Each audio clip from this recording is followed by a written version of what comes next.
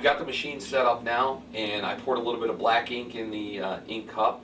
And what I'm going to do is we're going to practice on a grapefruit. This is a good thing to practice on because it's small. It's kind of hard to get straight lines to go across this, and that's a good practice because when you start on skin, it's not going to be a flat surface anyway.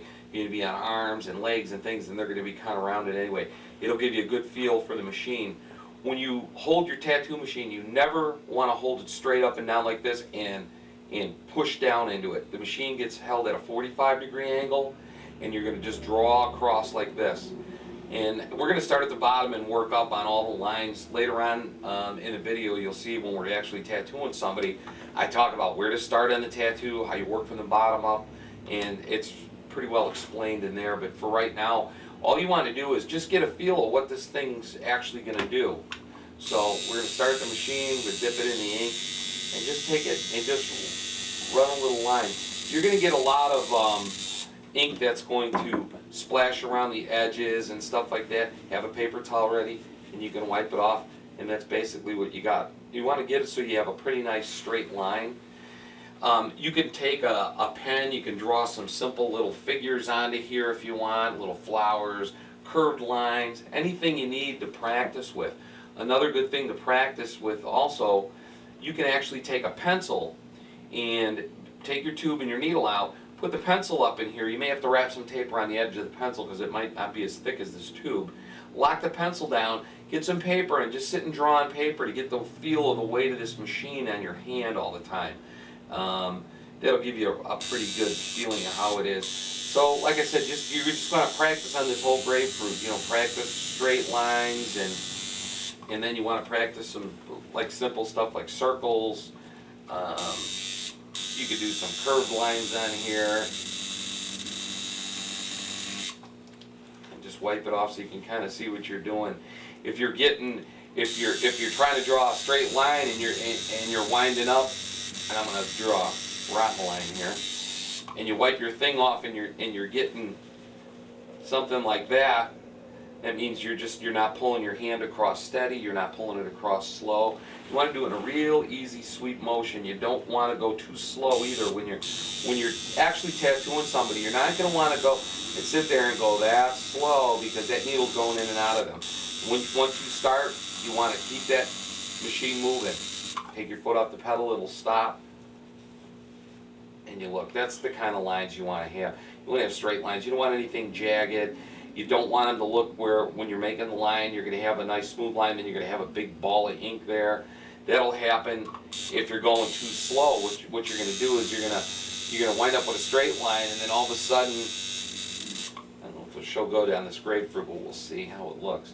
You know, you're going to have a real thick line, then you're going to have a thin line. You want that line to be like this. You want one consistent look to the line as you're tattooing.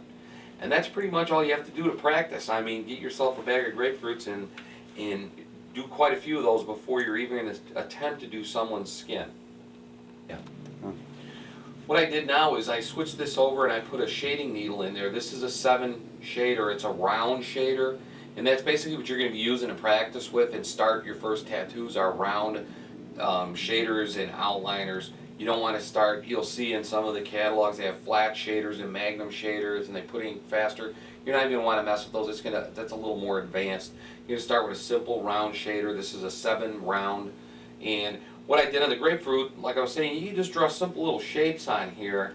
It'll kind of show you how to shade and stuff.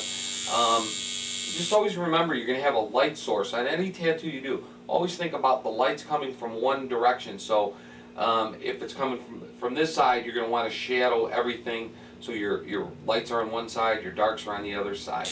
And you can practice with this just like you're doing skin. Just kind of, you're going to see a little bit more ink coming out. You can see a little puddle of ink there. Then when you actually do skin, you probably won't get that much ink because this surface we're hitting here is pretty hard, so it's projecting out some ink.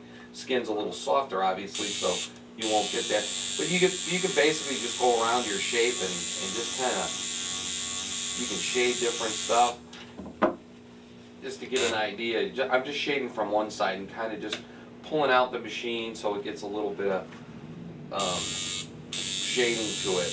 You know, so start like each one of those, you can go around like that.